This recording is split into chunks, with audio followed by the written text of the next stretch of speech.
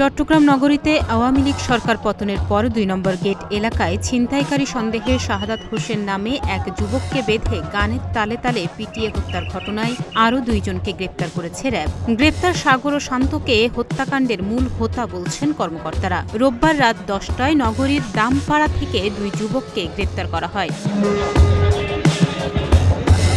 RAB ৭-এর উপ অধিনায়ক জানান, তদন্তে বেরিয়ে এসেছে সাগর ও শান্তের সংশ্লিষ্টতার প্রমাণ। প্রথমে ভুক্তভোগী শাহাদাত হোসেনকে ফোন করে ডেকে নেয় সাগর। এরপর স্টিলের পাইপের সাথে বাধা হয় শান্তকে। পরে নিহত শাহাদাত হোসেনের স্ত্রীকে ফোন করে মুক্তিপণ চায় সাগর। ৫ই আগস্ট বাকলিয়া থানাধীন কালামিয়া বাজারে একটি হত্যাকাণ্ড সংঘটিত হয়, সাকিব হত্যাকাণ্ড, এবং বেশ চাঞ্চল্য তৈরি করে।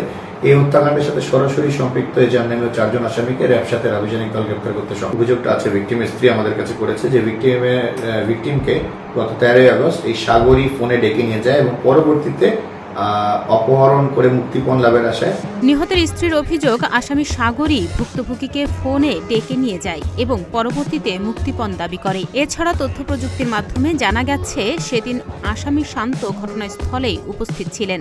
এই হত্যাকাণ্ডের সাথে সরাসরি সম্পৃক্ত ২ জন তদন্ত সন্দিগ্ধ আসামি সাগর এবং শান্তকে আজকে র্যাব ৭-এর একটি আভিযানিক দল চট্টগ্রামের দামপাড়া এলাকা থেকে গ্রেপ্তার করতে সক্ষম হয়েছে। ব্যাপারে যে অভিযোগটা আছে ভিকটিমের স্ত্রী আমাদের কাছে করেছে যে ভিকটিমকে গত ১৩ই আগস্ট এই সাগরই ফোনে ডেকে নিয়ে যায় এবং পরবর্তীতে অপহরণ করে মুক্তিপণ লাভের আশায় তার ওয়াইফের কাছে ফোন দিয়েছিল। এবং তথ্য প্রযুক্তির সহায়তা আমরা এতটুকু জানতে পেরেছি যে অপর গ্রেপ্তারকৃত আসামি শান্ত ঘটনাস্থলে ওই সময় উপস্থিত ছিল। গত ১৩ আগস্ট চট্টগ্রাম ছাত্র জনতা ট্রাফিক গ্রুপ নামে একটি ফেসবুক গ্রুপ থেকে পোস্ট দিয়ে নির্যাতন চালানো হয় শাহাদাত হোসেনের উপর। এ ঘটনায় এখনো পর্যন্ত ৫ জনকে গ্রেপ্তার করা হলেও পলাতক রয়েছে অন্য আসামিরা।